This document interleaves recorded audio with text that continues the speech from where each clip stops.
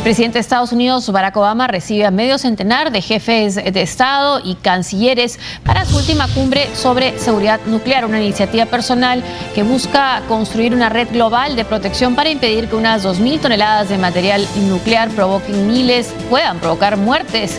La amenaza de Corea del Norte, los avances en el acuerdo nuclear firmado con Irán y los recientes atentados terroristas en Bruselas y la lucha contra el Estado Islámico y Al-Qaeda son ejes de este encuentro, el cuarto desde el nacimiento de esta cumbre y el primero que contará con la participación del presidente Mauricio Macri de la Argentina. La cumbre tiene como fin desarrollar una arquitectura global de seguridad nuclear para adoptar medidas que prevengan el uso de materiales nucleares y radiactivos con fines terroristas. El objetivo es resguardar unas 2.000 toneladas métricas de material nuclear utilizable para desarrollar armas.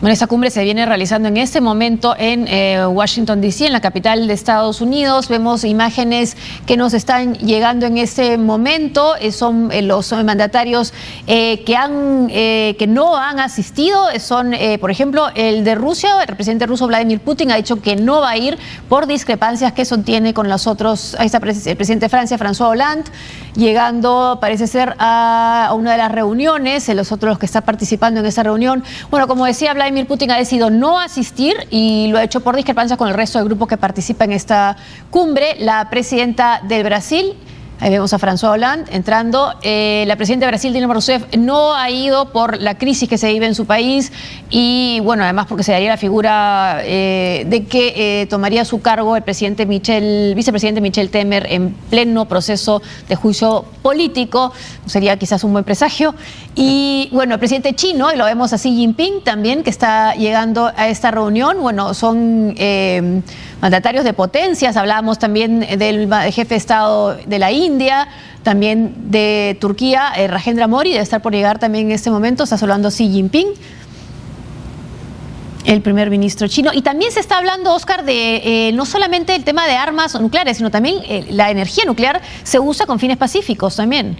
A ver, sí, pues es preocupante. Perdón que te interrumpa. Ahí está Rajendra Modi, que según los analistas tiene muy buena relación con el presidente de Estados Unidos y sobre todo han coincidido con ese tema que en la India antes no se discutía tanto, del cuidado del medio ambiente, dado su desarrollo espectacular en términos de industrialización de los últimos años, ¿no? Sí, perdón. Te comentaba, en principio hay que tomar con preocupación que un país como Rusia no asista, ¿no? Teniendo en cuenta que Rusia es el país que tiene mayor arsenal nuclear en el mundo, e inclusive superior a Estados Unidos, producto de la Guerra Fría. Así que es realmente lamentable que un país de esa naturaleza no asista, digamos, a este tipo de cumbre que trata de velar sobre estos temas. Ahora, esta cumbre es importante. Por un lado, hay los temas de utilización pacífica de la energía nuclear. Sí, para medicinas, por ejemplo. Exacto, temas que se vienen desarrollando y controlando, dicho de paso. Temas que ya se vienen hablando en los últimos 5 años. Acordémonos que el presidente Obama ha señalado nuevamente otro invitado, el rey de Jordania, también un aliado clave de Estados Unidos en una zona tan complicada, no es más ahora con la situación de Siria. Sí. Entonces, ya el presidente Obama había señalado en la primera cumbre del 2010, había señalado que la principal amenaza al mundo en materia de seguridad era el terrorismo nuclear. Y eso lo había dejado en claro. Y creo que ese discurso continúa aún, creo que con más fuerza luego los ataques en París y en Bruselas. Y la preocupación no es tanto que los organismos terroristas o las organizaciones terroristas tengan acceso a armas nucleares. Parece que está muy lejano esa realidad por todo lo que significa en materia tecnológica, en materia de tecnología. Sin embargo, el hecho que puedan tener pues acceso a material radioactivo y usar bombas sucias y todas las consecuencias que eso puede causar, y también pues el hecho que puedan tener acceso a armas de destrucción masiva, que no necesariamente son armas nucleares, sino también son armas, por ejemplo, químicas, que ya al parecer se habían proliferado luego del conflicto en Siria y que algunos grupos extremistas podrían tener acceso a estas armas químicas, por ejemplo, en Siria. Así que lo interesante de esta cumbre es que no solamente están hablando de cómo impedir el libre movimiento o el comercio de lo nuclear, inclusive están hablando de qué hacer en caso de un ataque nuclear y qué hacer y crear simulacros de cómo actuar en caso de un ataque nuclear, lo cual creo que es bastante peligroso. Sí, bueno, estaba un día repitiendo esa imagen porque habíamos visto llegar a François Hollande. Y también hay el temor de infiltraciones, probables infiltrados en centrales nucleares. y de robos también. Y cuando hubo los atentados en Bruselas, se redoblaron las medidas de seguridad en la central nuclear. Acordémonos varias cosas. En primer lugar, que existen indicios por parte de la inteligencia europea, sobre todo, de que, por ejemplo, el Estado Islámico tendría interés por reclutar químicos de origen islámico para justamente, o especialistas en temas nucleares para tener pues mayor presencia en esta materia.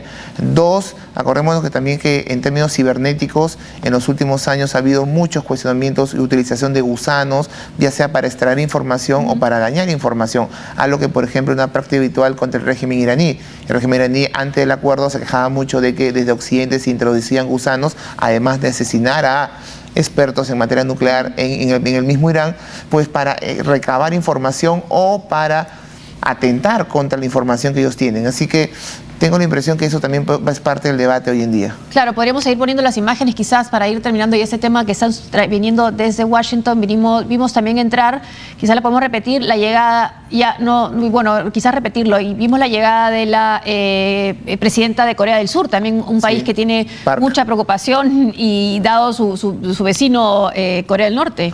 Sí, bueno, el tema nuclear no solamente está circunscrito al problema iraní, uno de los grandes logros seguramente del presidente Obama, del gobierno de Estados Unidos estos últimos años, sino también está circunscrito al Lejano Oriente y el papel que cumple Corea del Norte en una dinámica más regional muy tensa, en donde tienes a un Japón con un gobierno duro de Shinzo Abe que está pensando en volver a armarse y cambiar la constitución, una China que ya es el segundo potencia militar del mundo, una Corea del Sur que tiene pues a un socio bastante hostil en el norte y además una ayuda muy cercana de Estados Unidos para hacer frente a ese socio o a ese enemigo, y Corea del Norte. La dinámica regional en el Lejano Oriente es una dinámica muy tensa, además que está en la cual se mezcla las disputas en torno a espacios, digamos, a espacios territoriales, básicamente islas, en gran parte de esa región del mundo. Justamente lo que hablábamos, ¿no? La presidenta Park de Corea del Sur participando en esta reunión sobre seguridad nuclear. Vamos ahora a otra nota. Apoyado por Naciones Unidas, el jefe de gobierno libio Fayez al-Sarraj continúa protegido por tropas leales en la ciudad de Trípoli. Sin embargo, los grupos de poder instalados en el este y en el oeste del país no lo reconocen como una autoridad nacional. El Gobierno de Unidad Nacional, designado por Naciones Unidas, celebró este jueves su primera reunión con autoridades locales, un día después de arribar a la base naval de la capital, Trípoli, para ocuparla oficialmente como sede central.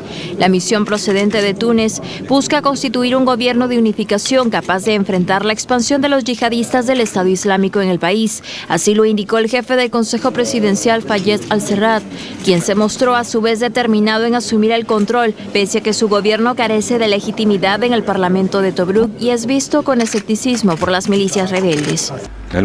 Este es un día histórico, si Dios quiere, bendito. Hoy el gobierno nacional ha asumido sus funciones de la capital de Trípoli. Con la ayuda de Dios y todos, vamos a trabajar para crear un Estado con instituciones y leyes. Con la participación de todos los libios, trabajaremos en un alto al fuego y un fin del derramamiento de sangre. Vamos a unificar esfuerzos para enfrentar los peligros del Estado Islámico. El Consejo Presidencial y el Gobierno de Acuerdo Nacional surgieron en un pacto mediado por la ONU, firmado en diciembre. Muchos han cuestionado que el Consejo sea capaz de gobernar sin ganar un apoyo amplio y asegurar una votación en el Parlamento de reconocimiento internacional en el este del país, como lo es Tobruk. El Consejo está aquí para quedarse y continuar su trabajo en Trípoli. No van a dejar de lado las reuniones en el exterior. La base de su trabajo está oficialmente aquí. Hemos comenzado la preparación de la sede oficial del gobierno y para que inicien sus funciones oficiales.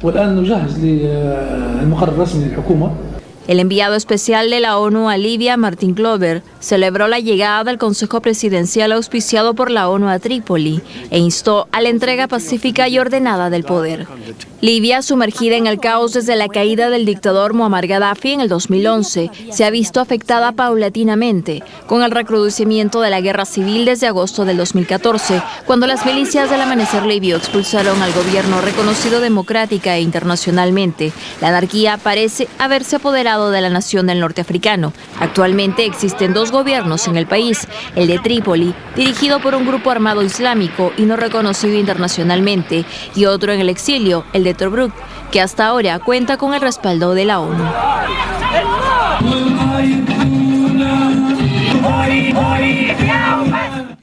Bueno, conversábamos viendo esta nota, me decías, Oscar, que el tema en Libia pasa por un acuerdo más que nada tribal, más que partidario. El gobierno de Muammar Gaddafi fue, además de autoritario, un gobierno que extinguió ciertos poderes, los partidos políticos, las fuerzas armadas, y la dinámica de poder en Libia se maneja a partir de tribus que además tienen milicias hoy en día armadas. Entonces, cuando uno ve estos acuerdos de enero de este año, propiciados por la ONU, de un gobierno, unidad nacional, términos que además se han utilizado mucho en los últimos 3 meses, yo me pregunto, ¿realmente se puede hablar de una unidad nacional hoy en día? El gobierno de Trípoli, el Parlamento de Trípoli, sigue desconociendo al nuevo presidente. La principal tribu y la principal milicia, por ende, en Trípoli, que tiene el poder de parlamento, sigue desconociendo al presidente. La fractura entre parlamentos y entre los gobiernos, entre Tobruk, el gobierno reconocido, y Trípoli, sigue estando claramente dividido. Así que difícil se le puede hacer a un gobernante casi impuesto por un acuerdo en donde no se toman en consideración otro tipo de actores, solamente partidos políticos que son demasiado débiles y no tribus. Pues en ese escenario no se comprende muy bien cómo podemos hablar de unidad nacional y cuál es el futuro de este presidente. Por eso yo te decía también en el corte, yo siento algunas veces esto algo forzado, ¿no? Y forzado producto fundamentalmente de un interés por parte de Occidente y Europa por tener un gobierno unidad que haga frente a 2 cosas que en este momento son muy importantes. Uno, la expansión del Estado Islámico en el mundo, en este caso en Libia, que comienza a descentralizar sus zonas de acción, con mucha importancia justamente en el centro del país. Y 2, hacer frente a la dinámica de los migrantes, porque los migrantes irregulares no solamente vienen por el canal sirio-turco, básicamente han venido en los últimos 10 años, básicamente por el Mediterráneo, por el norte del África. Estamos hablando de toda esa gente que viene del África subsahariana. Así que es un canal ante el caos, es un canal que es aprovechado por estos contrabandistas. Así que solamente ayer han rescatado a 3.000 personas del Mediterráneo, todas provenientes de la África Negra y básicamente utilizando el canal de Libia. Así que me parece que hay mucho de forzado en esta creación de este gobierno y que todavía no representa los intereses de las diferentes partes en este pandemonio, en esta anarquía que se convirtió en Libia post caída de Muammar Gaddafi. Una pausa y al volver.